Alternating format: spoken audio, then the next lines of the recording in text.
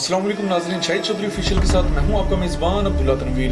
नाज़रीन, यूं तो कराची बत्ताखोरी के हवाले से हमेशा से ही सर फहरिस्त रहा है, लेकिन पिछले चंद दिन पहले लाहौर में भी बत्ताखोरी का एक केस सामने आया है, जिसमें थाना मुगलपुरा के एक रिहायशी को इंटरनेशनल नंबर से कॉल की जाती है, उससे 10 लाख रुपया मांगा जाता है बत्ताखोर की जानिब से, और वो जो शख्स होता है वो ये समझता है कि शायद मेरे साथ कोई मजाक कर रहा है। 2 से 3 बार कॉल की जाती है, लेकिन जब वो इग्नोर करता है तो उसके बाद बत्ताखोर की जानिब से शूटर्स भेज के उसके ऑफिस पे फायरिंग करवाई जाती है, उसकी गाड़ी के ऊपर फायरिंग करवाई जाती है और बड़े फिल्मी अंदाज में दोबारा कॉल की जाती है और कहा जाता है कि इस बार तुम हमें 20 लाख रुपया दोगे वरना तुम्हारी जान को खतरा है, हम तुम्हारे घर का एक एक शख्स को मार डालेंगे। आखिर ये बत्ताखोरी का रुझान क्या लाहौर में भी इसकी शुरुआत हो चुकी है? आखिर बत्ताखोर ये कौन से लोग होते हैं, ये क्या अंडरवर्ल्ड से इनका ताल्लुक होता है? ये तमाम तर तफसीलात हम जानेंगे senior crime analyst Shahid Chaudhry साहब से। अस्सलाम वालेकुम सर। वालेकुम अस्सलाम। सर कैसे हैं आप? अल्लाह का शुक्र। सर ये वाकया यह देखने में सामने बत्ताखोरी का पहले तो कराची पे बड़ा पीक था, आप क्या समझते हैं क्या लाहौर में भी इसकी शुरुआत हो सकती है?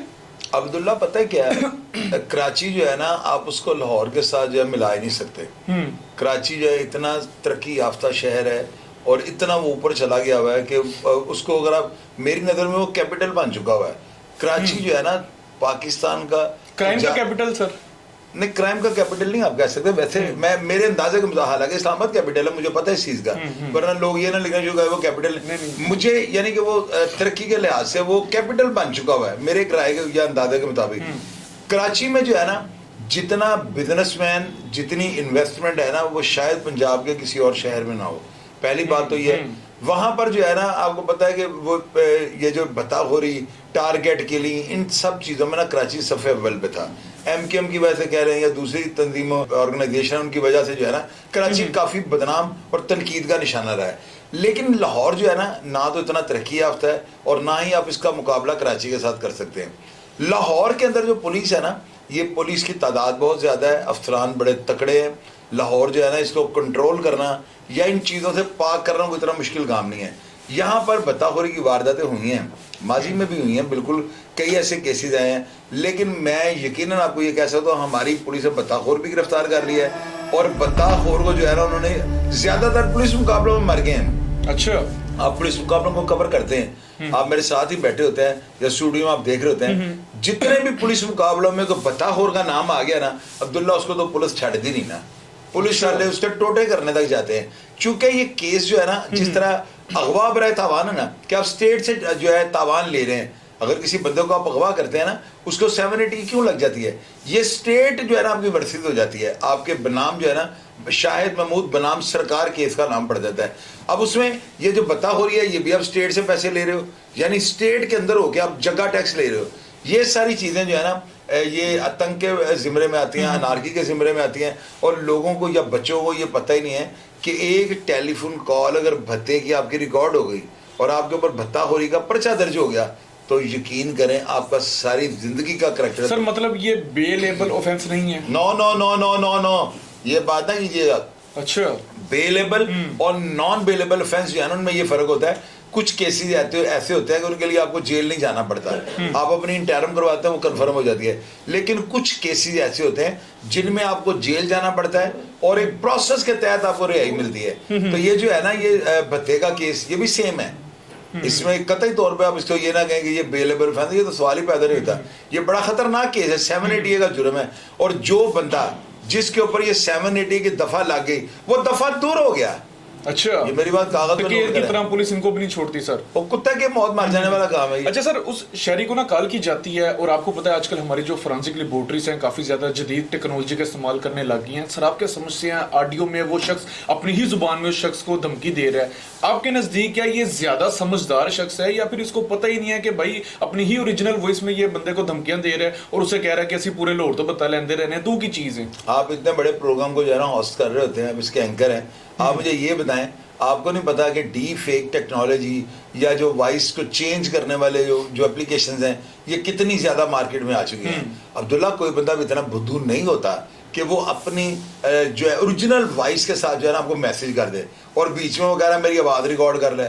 इतना बुद्धू तो कोई भी नहीं होगा। हाँ, अगर उसकी अपनी आवाज है तो मेरा ख्याल है ये हमारे प्रोग्राम में अगर ये आवाज चल जाए, लेकिन हम नहीं ना चला सकते क्योंकि वो किसी प्रोग्राम में ऑलरेडी चल चुकी है। तो यकीनन चूंकि हमारी जो कम्युनिटी है ना, जो लोग हमारे प्रोग्राम्स को देखते हैं, ये सब लोग या हैप्पी वैली हैं, बदमाश हैं, या वकला है, रिटायर पुलिस ऑफिसर है, हाजिर ड्यूटी जो है पुलिस ऑफिसर आना है, यानी हमारी एक फैमिली है। अगर ये आवाज हमारे चैनल पे चल जाती ना, तो मेरा ख्याल है जिस चैनल पे भी ये चली है उससे बेहतर नतीजे यहाँ पे मिल सकते थे। क्योंकि सर जब उसकी ऑडियो बड़े गौर से सुनी है ना, वो मतलब इस तरह का लगा नहीं है, शार्प माइंड बंदा नहीं वो लगा, ठोस पंजाबी बोल रहा है, धमकियों पे धमकियां दे रहा है, गालम गलोच कर रहा है। मुझे यही था कि पता नहीं या तो ये ज्यादा समझदार है या फिर इन्हें कुछ पता ही नहीं है। इन शॉर्ट जी सर, दो चीजें हैं, या वो खोता है, पागल है, तो या वो जो है ना ज्यादा होशियार है। अब ये अगर ऑडियो मेरे पास मौजूद होती है ना, इसको मैं फ्रांसिक करवाता, बगैर फ्रांसिक के जो है ना इसका कतई तौर पे पता नहीं चल सकता कि ये डी फेक टेक्नोलॉजी के तहत या इसकी या वॉइस को चेंज करके बेशुमार एप्लीकेशंस आई हैं। मैं आपकी आवाज जो है ना कायदे आज़म के साथ मिला देता हूँ, मैं आपकी आवाज जो है इमरान खान के साथ मिला देता हूँ, हालांकि वो इमरान खान नहीं होगा, जो भी आप कहेंगे ना मैं इमरान खान के साथ उसको मैच कर दूंगा। तो ये आपको पता है सारी टेक्नोलॉजीज आ चुकी है, साइंस इतनी तरक्की कर चुकी है। अगर वो आवाज उसी की है तो मेरा ख्याल ये पकड़ा जाएगा, और अगर ये पकड़ा गया तो जो ये कह रहा है ना कि जी जब मेरी रिकॉर्डिंग कर रहा है तो पुलिस को दे दी, तो इसका सॉफ्टवेयर जब अपडेट हो रहा है तो ऐसे लड़के पुलिस वालों ने जमीन पे बिठाए होते हैं, इनकी टिंड हो रही है, इनको छतरौल हो रही होती है, और ये फिर बयान दे रहे थे बुरे काम ना करो, तो इसका भी सॉफ्टवेयर जो है ना पुलिस वाले अपडेट कर देंगे। एक कॉमन सा क्वेश्चन जानना चाहूंगा, बड़े लोग भी ये चीज जानना चाहते हैं क्योंकि आपका कुछ ताल्लुक भी इस फील्ड से रहा है, तो मैं समझता हूँ कि ये सवाल आपसे पूछना मेरा हक है। सर क्या ये भत्ताखोर जो होते हैं इनका ताल्लुक अंडरवर्ल्ड लोगों से होता है, कोई इनकी चेन होती है? यार ये लोग जो होते हैं ना अब्दुल्ला, अपने आप को खुद समझते हैं कि हम अंडरवर्ल्ड के हैं। अंडरवर्ल्ड के जो है ना अंदर लोग, वो ज्यादातर शूटर, टारगेट किलर, बताखोर भी उसमें होते हैं, उसमें अंडरवर्ल्ड में मंशियात फरोश भी आ जाते हैं। उसके अंदर ही जितने ये क्राइम करने वाले लोग हैं ना, ये सारे लोग अंडरवर्ल्ड में आ जाते हैं। अंडरवर्ल्ड कौन सा होता है? जो स्क्रीन पे ना हो, यानी जराइम करके वो सामने ना आया हो, उसको अंडरवर्ल्ड कहा जाता है। मैंने बेशुमार प्रोग्राम्स में मैंने मजीद इसकी डिटेल बताई है। कोई भी शख्स या ऑर्गेनाइजेशन जो है ना सिस्टम के अगेंस्ट चलती है, उसको अंडरवर्ल्ड कहा जाता है। ये माफियाज वो होते हैं जो स्क्रीन पे नहीं होते, ये शालमी के ताजर, ये आजम क्लाथ मार्केट के बड़े बड़े ताजर, ये जो है बाजारों के जो सदूर हैं या बाजारों के जो चेयरमैन सरप्रस्त है, ये सब अंडरवर्ल्ड होते हैं। क्योंकि ये लोग स्क्रीन पे नहीं आते, ये बड़े शरीफ लोग शहरियों के नजर में बने होते हैं।